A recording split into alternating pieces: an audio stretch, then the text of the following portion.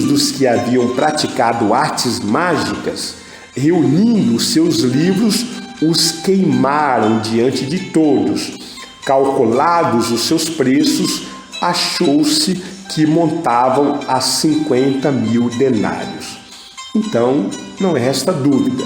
Se alguém quiser saber o porquê que eu preciso confessar as obras mortas, o porquê que eu preciso denunciar, o porquê que eu preciso renegar, o porquê eu preciso me desfazer, o porquê eu preciso quebrar, o porquê eu preciso renegar, destruir essas obras, a própria palavra está nos dando base. Muitos dos que creram, você crê em Jesus Cristo? Então a atitude é essa. Esses que creram confessaram e denunciaram publicamente as suas obras mortas. Olha, eu fiz errado, na ignorância, eu não sabia, eu acendia a vela, eu mandava rezar a missa para as almas, eu mandava rezar a missa de 7º dia, eu participava de rituais, eu consultava horóscopo, eu consultava cartomantes, eu consultava curandeiros, eu consultava pai de santos ou gnósticos, eu consultava médiuns, eu consultava cristais, eu estava envolvido nessas práticas e agora eu estou confessando e denunciando publicamente. Ou seja, é para outras pessoas que você tem que fazer isso, não é para si mesmo, para que fique registrado que você está fazendo isso e você tem testemunhas que está te acompanhando nesta operação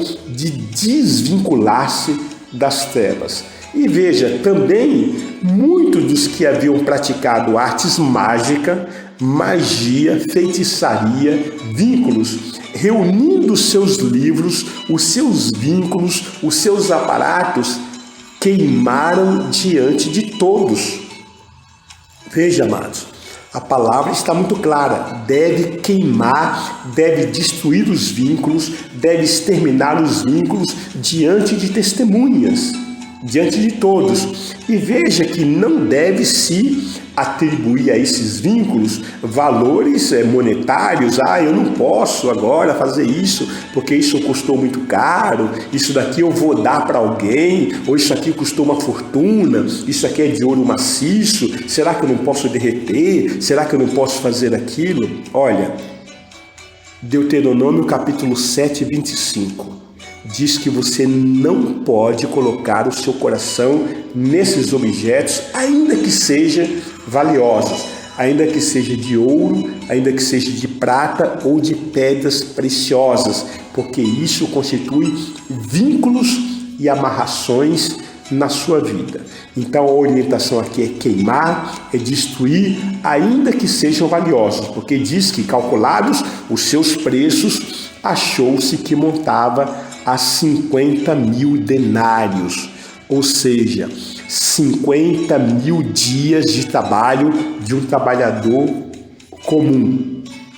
Eu estava citando sobre Deuteronômio 7:25, eu quero agora relatar o texto na íntegra, que diz: as imagens de escultura de seus deuses queimarás a fogo, a prata e o ouro que estão sobre elas não cobiçarás, nem os tomarás para ti, para que te não enlaces neles, pois é abominação ao Senhor teu Deus. Ou seja, a palavra está orientando de forma clara e veemente que não podemos cobiçar o ouro e a prata que estão sobre os vínculos. O crucifixo foi feito de ouro, a cruz foi feita de ouro, não importa, é vínculo, é símbolo de maldição. Mas eu não posso aqui derreter e fazer uma aliança? Não, você deve quebrar, você deve destruir e você deve jogar no rio, você deve desfazer, porque aquele metal, aquele material foi consagrado ao reino das trevas. Então a palavra é clara, dizendo que você não deve cobiçar. O rei Asa, ele quebrou e queimou a imagem que sua mãe havia feito. Isso está registrado no segundo livro de Crônicas, no capítulo 15, versículo 16. O rei Asa, depois também a Maaca, sua mãe, da dignidade de rainha-mãe, porquanto ela havia feito a Azerá, uma abominável imagem. Asa destruiu-lhe a imagem que, feita em pó, queimou no vale de Cedron. Então veja a atitude do rei Asa aqui em 2 Crônicas, capítulo 15, versículo 16.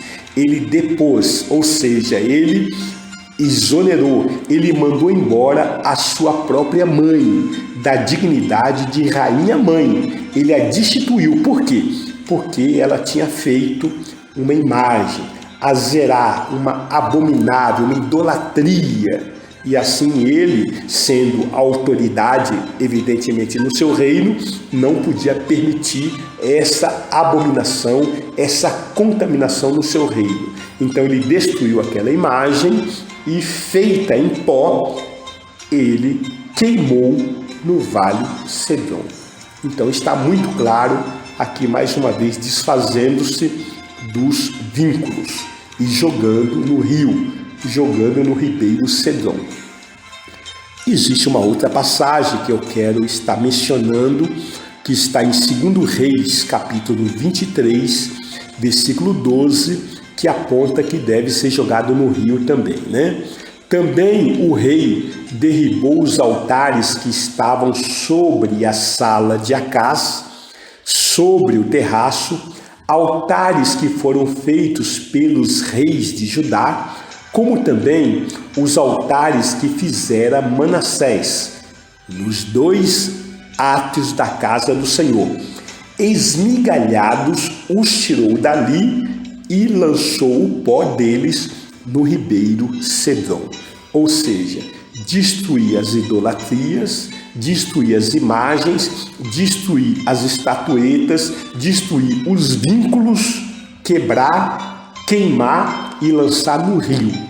Esta é a orientação bíblica. Então, nós estamos dando base bíblica para que possamos entender que essa é a vontade do nosso Deus. Eu quero trazer uma abordagem agora sobre as fases da libertação. Então, quais são as fases da libertação? Primeiro, confissão do Senhor Jesus. Esta é a primeira fase. Então, toda pessoa, para operar na sua vida ou na vida de outro a libertação, segundo a palavra de Deus, primeiro passo, confissão do Senhor Jesus Cristo como o único Senhor e Salvador da sua vida.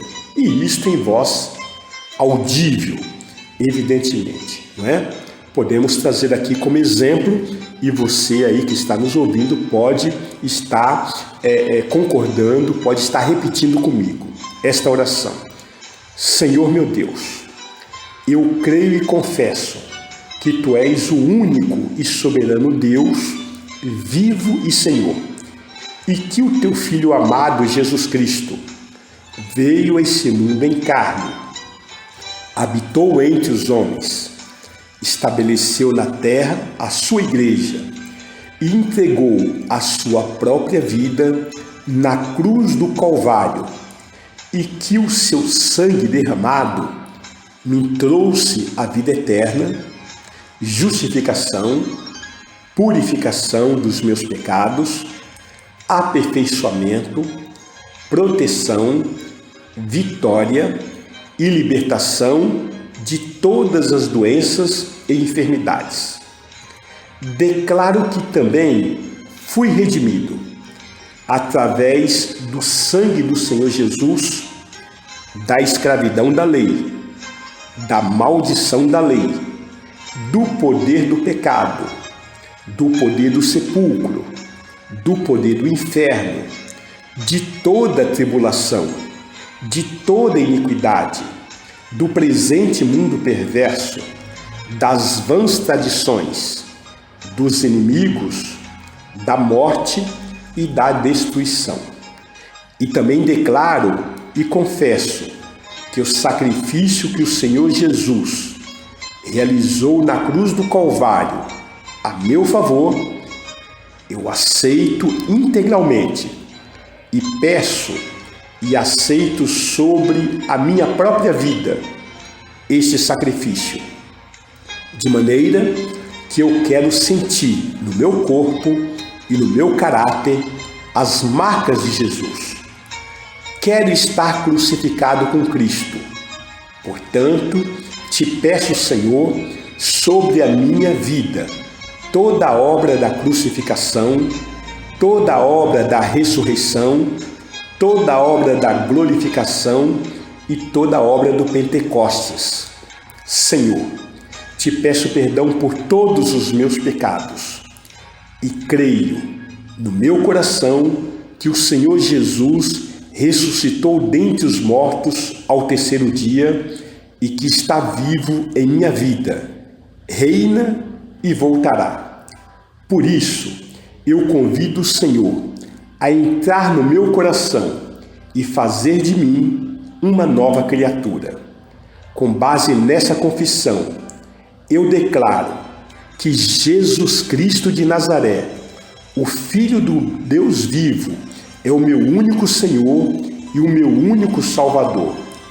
Eu renego a todos os outros deuses, a todos os outros senhores, a todas as outras senhoras, e a partir de agora, o meu compromisso é única e exclusivamente com o meu único Senhor e Salvador, Jesus Cristo, a quem consagro o meu espírito, a minha alma e o meu corpo, e também o meu tempo, o meu talento e o meu tesouro. Eu renego a Satanás com todas as suas obras.